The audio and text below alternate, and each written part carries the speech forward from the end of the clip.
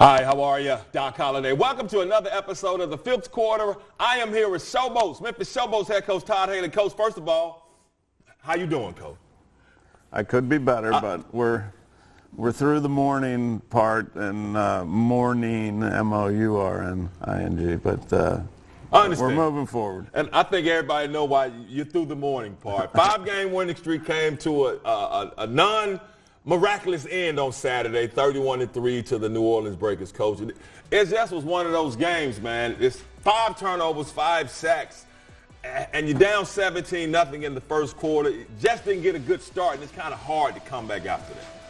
Yeah, I mean, it was a game everybody was really excited about. I felt like we matched up well with that team, and we were excited to go out there. We had a good plan. I felt really confident about our defense. I felt confident what we were going to do on offense. And, you know, you turn it over in the first possession.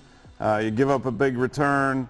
You throw a pick six when you're going on 2, and Cole wasn't ready for it. Goes through his legs, and then trying to throw it away.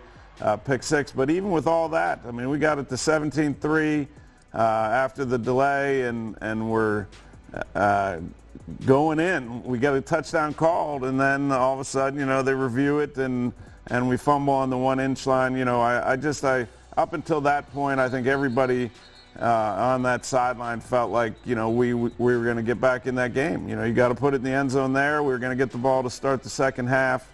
And, you know, that really let the air out of everything, all the excitement that and momentum that we were starting to build. And talking about that momentum, but getting down 17-0, then we had that weather delay, 3 hours, more than 3 hours.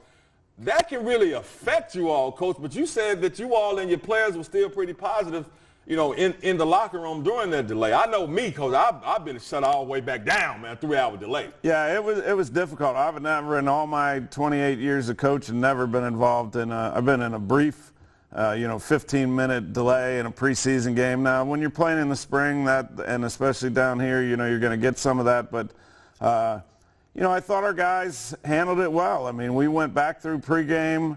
You know, we gave them some snacks and bars and shakes to eat and drink, and just told them to stand down, relax, and then we kind of restarted back up. But, you know, I can only tell you from being in the locker room, everything had gone as bad as it possibly could up until that point. I think the players really, you know, the message within the room was, you know, that's a good thing for us. We can restart. We got the ball. We knew where we were. You know, we're 2nd and 10 at the, you know, across the 50 in a good position. We're like, you know, we can turn this thing around, and we felt like it was a good thing, as miserable as it was. I'm not saying that was fun sitting there for 3 hours. I mean, a game that started at 2, we got home at 9 o'clock. So I was impressed. Fans, I thought there wouldn't be a fan left, and fans actually came back. So just disappointed in the result, you know, because of all that. And real quickly, sometimes you sit back, you stand on the sideline, because you know the game plan is good, because you said you felt good going into the game. But it comes a point where the sacks are coming, the turnovers are coming. As a coach, you got to be standing there like, ain't nothing really I can coach up out of this. It's just one of those days. Yeah, you got to just take it on the chin sometimes. You know, I'm much more emotional when things are going well than, you know, when it's like that. But yeah, our team, you know, our team, I think we have a good team. I really do. Were we good the other day? No, but I thought the defense played really well, like I said. You know, we gave up a return in the special teams.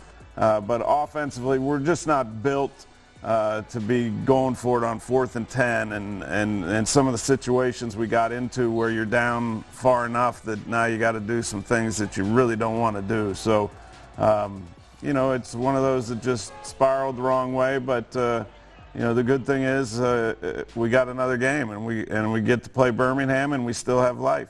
And talking about having life, as far as the Showboats coming back to Memphis, I had the pleasure of sitting down with Daryl Johnston, president of football operations for the USFL, to see if Memphis and the Showboats still going to have life in Memphis next season. We're going to catch in with Daryl Johnston. Y'all call him Moose. That was the football guy. He's an exec now. I call him Mr. Johnston. We're going to check in with Mr. Johnston. That's when the fifth quarter comes back.